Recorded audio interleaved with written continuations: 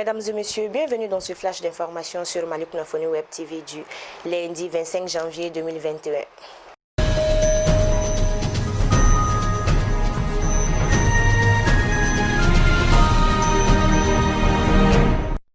Lors d'une vidéoconférence consécutive au 58e sommet de la CEDEAO, les chefs d'État de la CEDEAO, après avoir écouté leur homologue malien, son Excellence M. Bandao, ont exigé aux autorités de la transition de respecter sa feuille de route.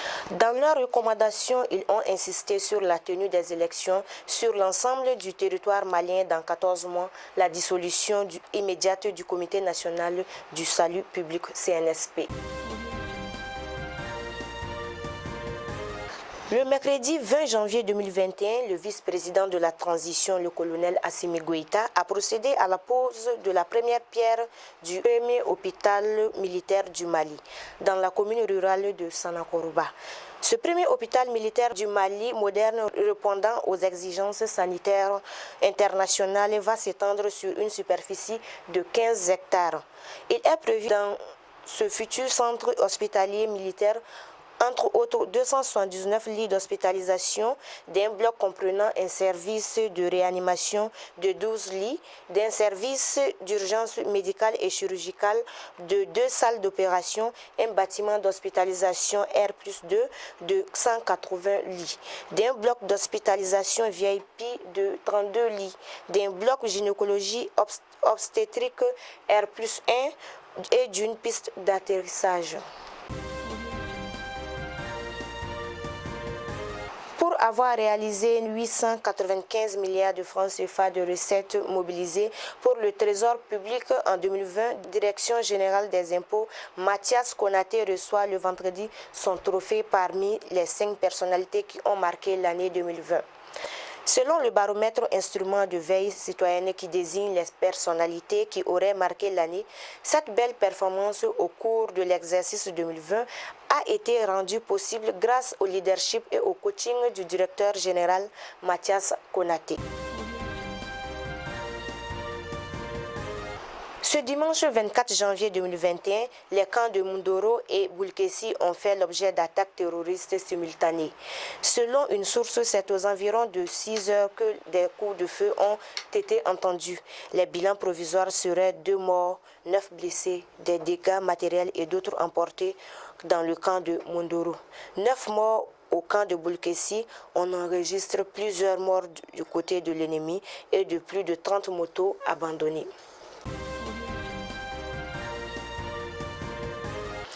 Pour lutter contre le Covid-19, notre pays, le Mali, a postulé comme candidat pour recevoir le vaccin indien.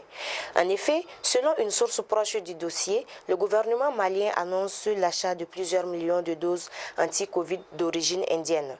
La Chine s'apprêterait de déployer 600 millions de doses au mécanisme COVAX. La course est donc lancée entre pays pauvres et riches de la planète contre cette maladie à Covid qui ravage sur son passage. Par ailleurs, au cours du Conseil des ministres du jeudi 21 janvier 2021, le ministre de la Santé et du Développement social, Dr Fanta Sibi, a rassuré les Maliens que 8 444 800 doses de vaccins seront achetées à 31 261 580 000 francs CFA par le gouvernement. Contribution financière de l'Alliance mondiale pour les vaccins et la vaccination et la Banque mondiale. Face à la Covid-19, lors d'un point de presse à la primature, le porte-parole du gouvernement a annoncé la réouverture des classes pour ce lundi 25 janvier 2021 et a recommandé le maintien, l'application des mesures barrières à titre préventif. À ce titre, le gouvernement a-t-il laissé entendre s'engager à accompagner les foyers à travers le transfert monétaire d'urgence, soutenir le renforcement des capacités des centres de prise en charge de la maladie en termes d'équipements médicaux et va vers l'acquisition des vaccins en mars 2021, car la sécurisation de l'espace scolaire et universitaire reste selon lui une priorité pour le gouvernement. Par ailleurs, face à la cherté du coût de la vie, le gouvernement a décidé de suspendre la TVA sur l'importation de plusieurs produits de consommation et de diversifier ses sources d'approvisionnement. S'agissant de l'ébullition du Front social, le porte-parole du gouvernement annonce la signature d'un accord satisfaisant avec l'UNTM qui pourrait contribuer à apaiser fortement le climat social. Lors de son assemblée ordinaire tenue le samedi dernier à la Maison de la Presse, en remplacement de Draman Aliou Koné, Bandjougou Danté, l'actuel patron de l'Union des radios et télévisions libres du Mali, a été élu comme nouveau président de la fêtière qu'est la Maison de la Presse.